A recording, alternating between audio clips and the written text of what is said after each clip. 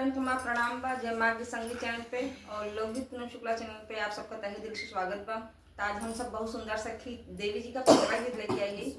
आप सबके कैसन लगा कमेंट में जरूर बता जाए। ज़्यादा से ज़्यादा शेयर करें, लाइक करें, सब्सक्राइब करें, करते रहिए। आधी आधी रतिया मैया सिंचाई फूलवरिया हे सबेरवा होत ना, हे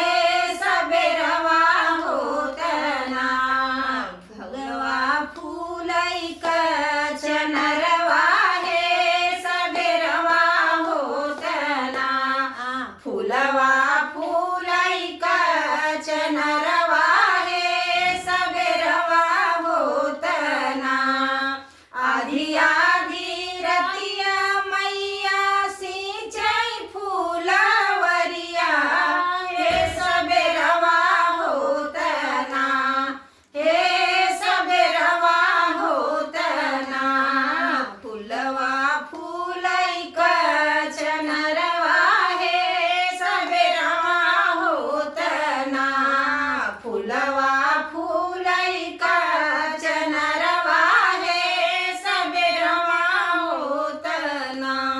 जवनई फुलवा चढ़ई देवी मैया के चरनिया हे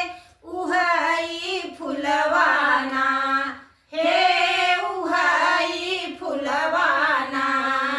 भवरा देहले जुठारी हो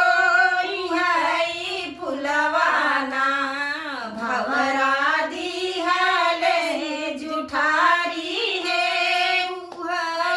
फुलवाना।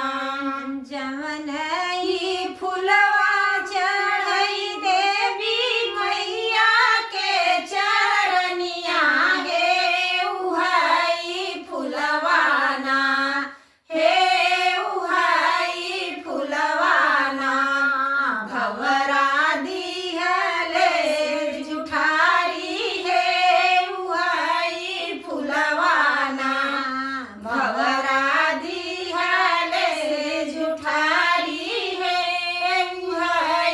फुलवाना। रूसल मैया गैली के दरी के बनवा हे कटावई लागीना, हे कटावई लागीना, मैया हरे हरे बसवा हे कटावई लागीना, मैया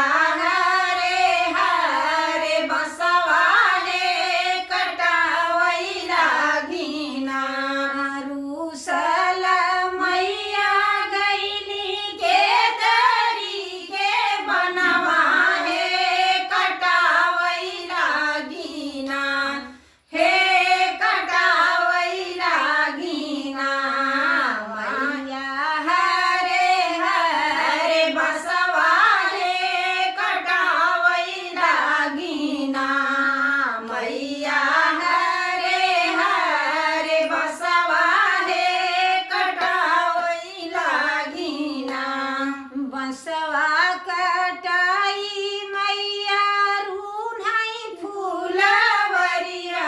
हे छोड़ाई देवैना, हे छोड़ाई देवैना,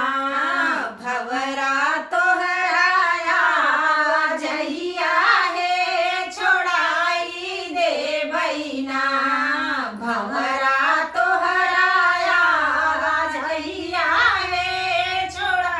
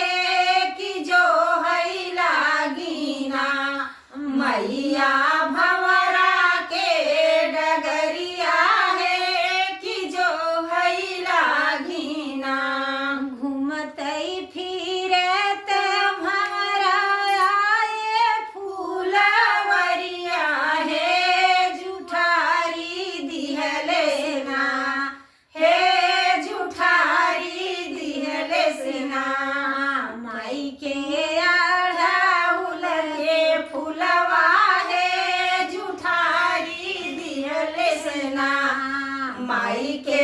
अड़हुल के फुलवा है जुठारी दिहले सिना माई के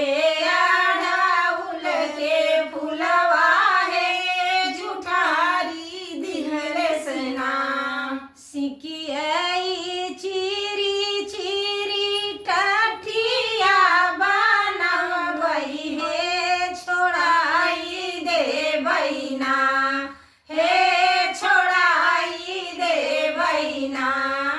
भवरा तोहरा आवाजहिया है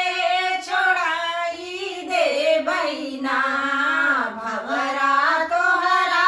आवाजहिया है छोड़ाई दे बैना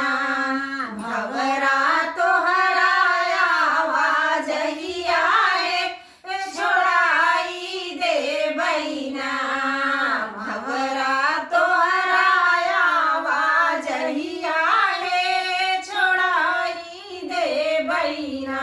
जवनई फुलवा चढ़ई काली मैया के चौरिया है उहई फुलवाना हे उहई फुलवाना भवरा दिहल से जुठारी है उहई फुलवाना भवरा दिहल से जुठारी है उहई फुलवाना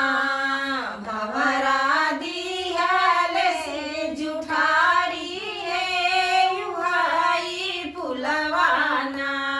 आधी आधी रतिया मैया सिंचई फूलवरिया है सबेरवा होतना हे सबेरवा होतना फूलवा